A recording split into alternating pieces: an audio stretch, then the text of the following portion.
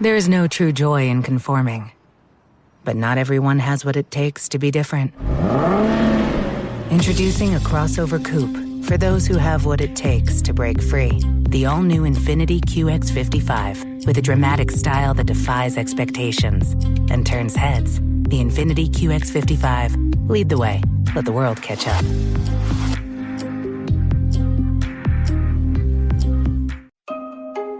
This is a Vault Studios production. I'm Reed Redmond. I'm Will Johnson. The show contains graphic material and is meant for mature audiences. This week on True Crime Chronicles. He ruined multiple lives, not just ours, but multiple lives. And, it's some peace, but not all the way, because my brother's not going to come back. I kept on thinking about it. At the end of the day, no one wins in this. No one, the families are torn apart. I mean, they lost their nephew, Robbie, her son could potentially go to life in jail. I mean, I think at the end of the day, they had so much promise and success for this business. And then this happened.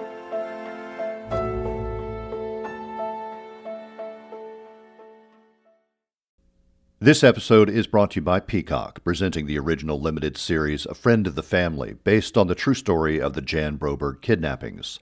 From Nick Antosca, executive producer of The Act and Candy, and Eliza Hittman, director of Never, Rarely, Sometimes, Always, comes a dark and compelling look at the harrowing story through a new lens. A Friend of the Family explores beyond existing coverage of the notorious abductions and paints a creatively ambitious, highly nuanced portrait of a family who survived the unimaginable.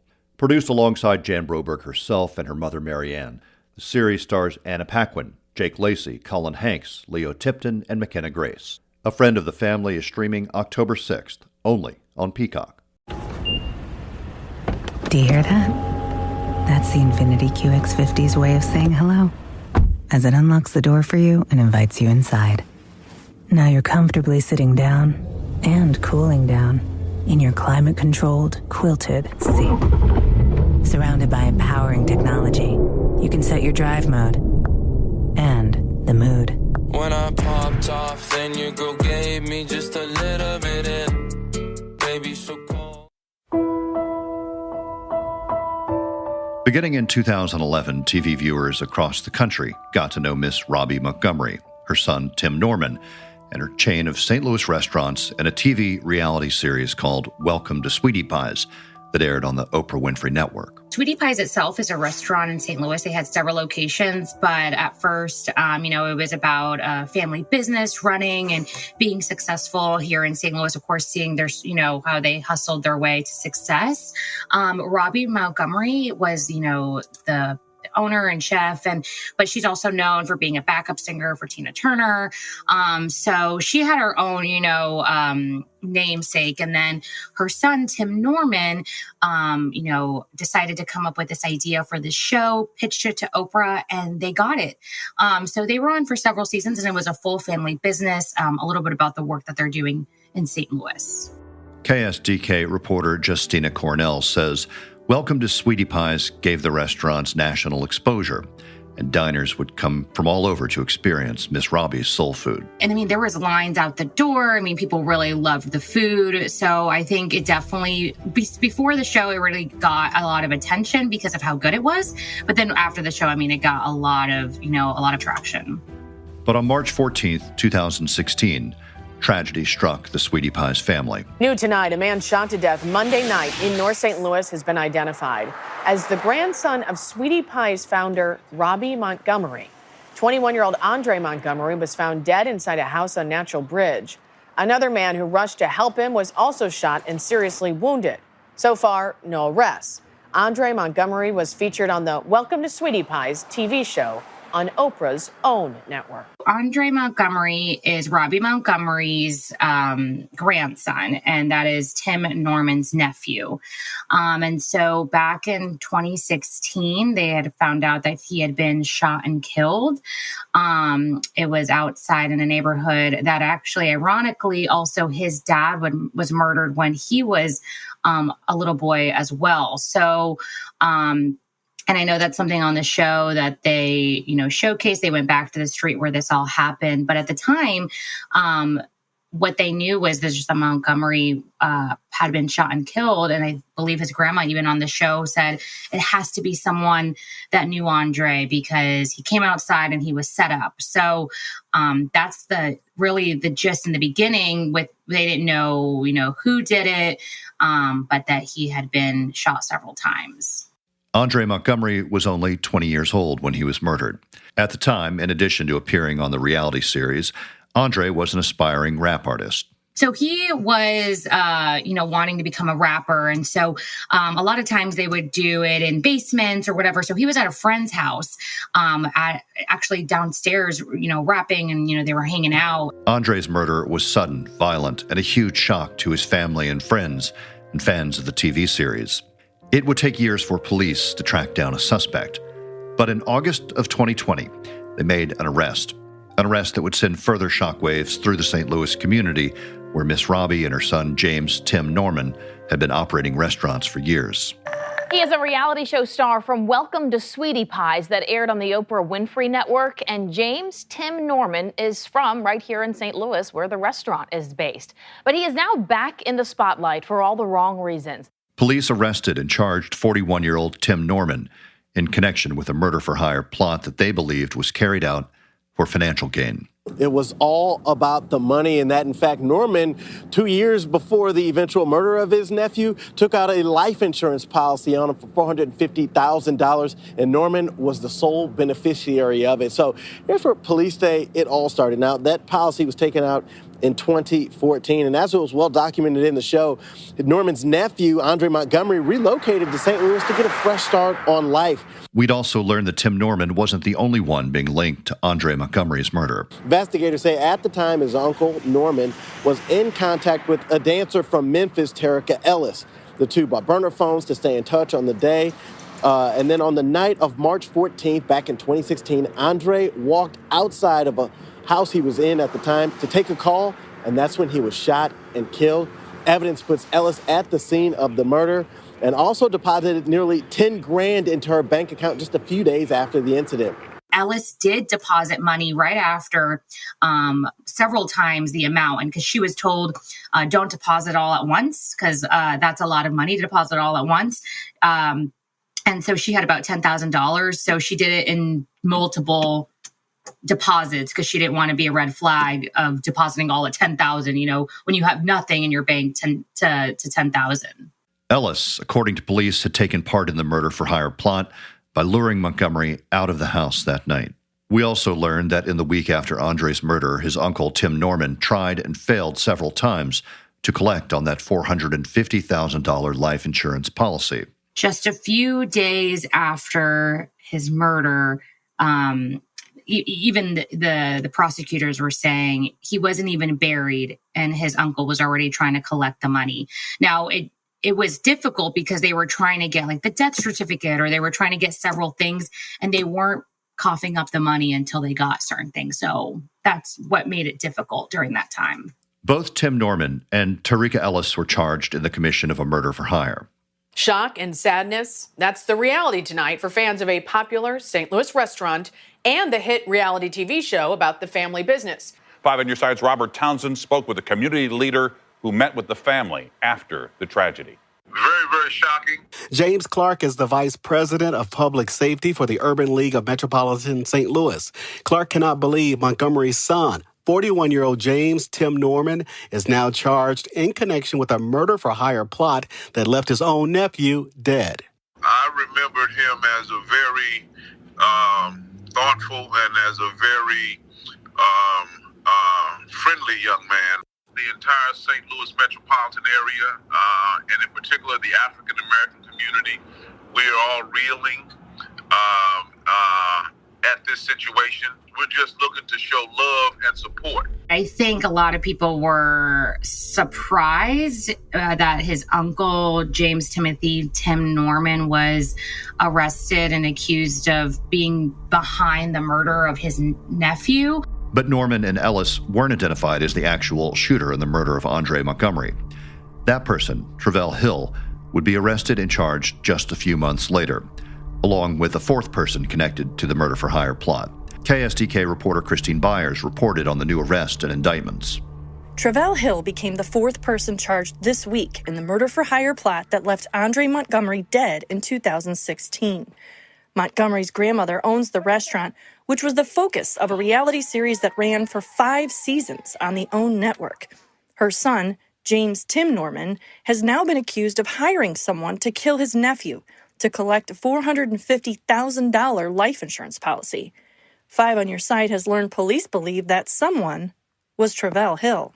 Court documents allege an exotic dancer named Terica Ellis called, attempted to call, or sent text messages to Hill at least 5 times during the 22 minutes after she learned his location for the purpose of luring Andre Montgomery out of the residence. For his part in the killing, police believe Hill was supposed to be paid $5,000. Court documents allege the defendant did all of this for his own financial gain, then laughed about it 2 days later with his brother on recorded jail calls. How Norman and Hill knew each other is unclear. Sources tell 5 on Your Side Hill was affiliated with a neighborhood clique near the restaurant. About 2 weeks after the murder, Hill made several cameos in a music video. Norman was the star. The fourth person charged in the case, the insurance agent who approved the life insurance plan that Tim Norman had taken out prior to his nephew's murder. Then, in December of 2020, a new twist in the case, as KSDK reported on another possible motive in the murder-for-hire plot. And it was linked to a burglary that had taken place at Miss Robbie's home the year before Andre's murder. There was a burglary at their grandma's home, and a ton of items were taken. Now, they're claiming $1 million, but, you know, from coats to jewelry. And so the fingers were getting pointed at Andre. Her house was burglarized in 2015, and Tim Norman blamed his nephew for the crime. Norman even started telling people his nephew would face retaliation. At one point, he texted his insurance agent, "He might not make it 6 months, bro. Not kidding." Just days before the murder, police interviewed Andre Montgomery about the burglary. They cleared him as a suspect, and Montgomery claimed it was actually his uncle who orchestrated it. Montgomery told police Norman had motive and was upset that Miss Robbie was removing him from some business ventures. He told police, quote, "Norman has the influence to set up the burglary and have someone else break in at his direction." 4 days after that police interview, Montgomery was dead. But there was a conversation with Andre, with his grandma, saying, "I'm scared. Like, I believe that Norman is after me, and people are coming after me." In June of this year, the first of the 4 suspects charged in the case pled guilty. Travell Hill is one of 4 people charged in this case, and he confessed to killing Andre Montgomery back in 2016. The next month, Terica Ellis and the insurance agent who helped Norman get the life insurance policy also pled guilty for their roles. The insurance agent pleading guilty to mail and wire fraud and several counts of aggravated identity theft. Ellis pleading guilty to conspiracy to commit murder for hire. But Tim Norman maintained his innocence, and in September, the case went to trial at the federal courthouse in downtown St. Louis. Prosecutors sticking to their belief that the primary motive was still that life insurance policy. That was the biggest thing, you know, that the prosecutors were saying, like, there is no bigger reason why someone would do this if it wasn't for the life insurance, you know. So that was the biggest push in court, that they were trying to show, like, look, this is we have a motive. This morning, a St. Louis reality TV star is back in the spotlight for the wrong reasons.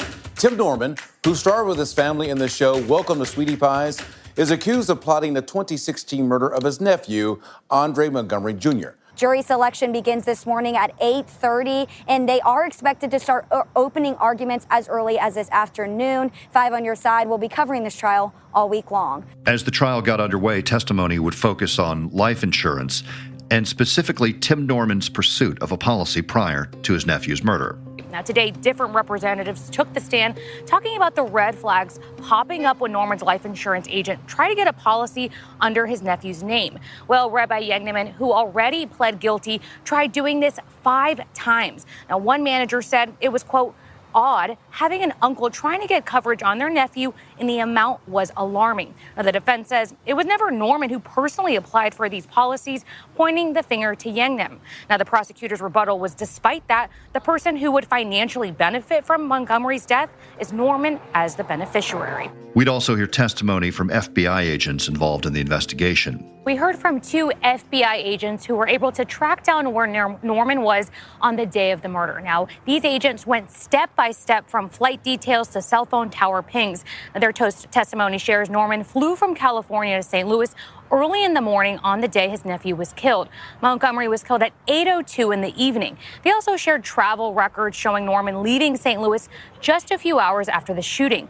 Now, they also revealed in a text from 2018, Norman allegedly telling his lawyer he was in California at the time of the shooting. And then both Tarika Ellis and Travell Hill took the stand to testify.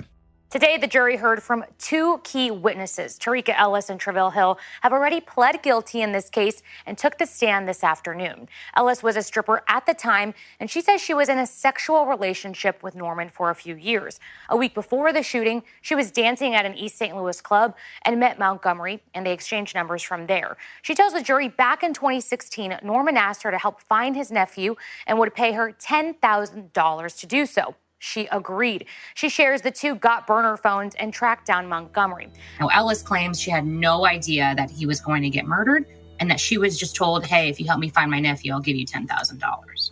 In court testimony, Travell Hill admitted to killing Andre Montgomery, shooting him twice. He says he was paid $5,000. Hill shares Norman was a mentor to him and took responsibility for killing Montgomery.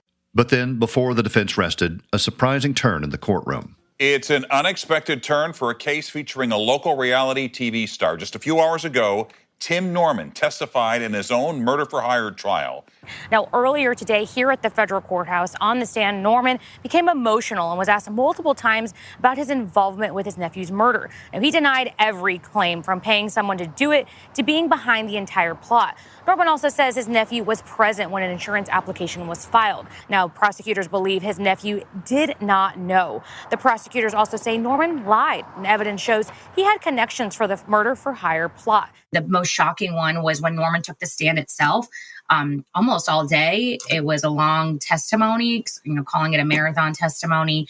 Cried on the stand several times. What I did find interesting was that Norman cried when it came to being a sort of role model for the community. And didn't cry for his nephew or anything, but when they asked him, like, what did it mean being successful from the show and the business? He said, he started crying, saying, I was such a mentor to so many young boys and people to show them that they can make it. On Wednesday, September 14th, the case was handed over to the jury, and they began deliberations. I did think the prosecutors had a big case in the sense of, with the insurance claim. I think that's really what their biggest thing was. And just everything when it came to like text messages and pinpointing people, I did think they definitely had a case. But, when Norman testified, I was wondering, where the jury would go with that, because I think that could always change someone's perspective. On Friday, after more than 18 hours of deliberations, the jury returned with a verdict. Back to that breaking news just minutes ago, we learned the verdict in the murder-for-hire trial of Welcome to Sweetie Pie's reality star, Tim Norman. The jury found Norman guilty on all counts. This is justice. I'm glad they put that monster behind bars for life. Yes. Now, after the verdict, we caught Montgomery's family on camera outside screaming and celebrating. All of them were wearing shirts with Montgomery's photo, the exact photo used as evidence in the case. Now, as far as reactions, the defense attorneys say they were surprised because they believe Norman's testimony was credible. Earlier today, we spoke to attorneys on both sides, along with Montgomery's family. His attitude is he's an innocent man. He's going to keep fighting, and we're going to be right there with him. Within days of his nephew's murder, Mr. Norman started the process of getting the insurance company to pay the claim. I don't care how much money a person got. I don't understand. You cannot underestimate them. Because he was greedy, and he was willing to take his nephew's life. It was Andre's sister who said, if it wasn't for my mom pushing every day, calling every day, this could have been a cold case. Now, is that true or not? I don't know, but it seems like they really wanted answers. So it seems like they were pushing for it. Tonight, the family of Andre Montgomery Jr. holding a balloon release hours after a jury found his uncle guilty of orchestrating his murder. Just a few days after this happened, they announced that they were closing the restaurant here in St. Louis, the only one that they have left. They are claiming because there is another business that needs to move in, but it's ironic that they closed just a couple days after. The restaurant is closing after 25 years and success that reached far beyond the Lou with a reality show focused on owner Robbie Montgomery and her family. It's the show that drew Louisiana visitor Helen Jordan out here on Wednesday. Here we are and find out it's closed. And now I'm finding out it's closing permanently. But it's probably good because everything that's going on and everything, but yeah, it's going to be missed. Yeah, I was trying to get my last meal. I guess I'm going to come back Sunday. So I'm going to be here early. Tim Norman is scheduled for sentencing for his role in the murder for hire on December 15th.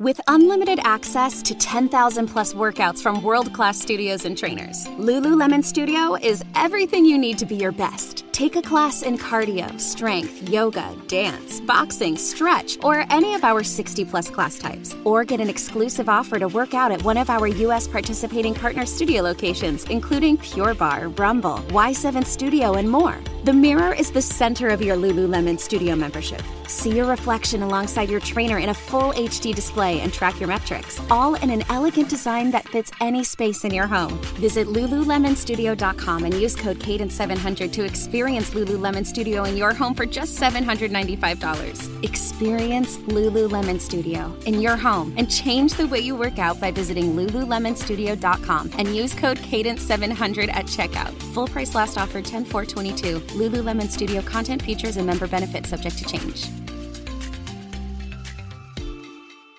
With unlimited access to 10,000 plus workouts from world-class studios and trainers, Lululemon Studio is everything you need to be your best. Take a class in cardio, strength, yoga, dance, boxing, stretch, or any of our 60 plus class types. Or get an exclusive offer to work out at one of our U.S. participating partner studio locations, including Pure Barre, Rumble, Y7 Studio, and more. The mirror is the center of your Lululemon Studio membership. See your reflection alongside your trainer in a full HD display and track your metrics, all in an elegant design that fits any space in your home. Visit lululemonstudio.com and use code Cadence700 to experience Lululemon Studio in your home for just $795. Experience Lululemon Studio in your home and change the way you work out by visiting lululemonstudio.com and use code Cadence700 at checkout. Full price last offer 10/4/22. Lululemon Studio content, features, and member benefits subject to change. Hey, True Crime Chronicles listeners, Reed Redmond joining Will here to chat a bit more about this case. And Will, I want to start with a question about the motive here. At Tim Norman's trial, we heard the prosecution say that the motive was financial. He potentially stood to gain a lot of money off of this life insurance policy. Do we have any other information about Tim Norman's financial situation? Was that something that was discussed at trial?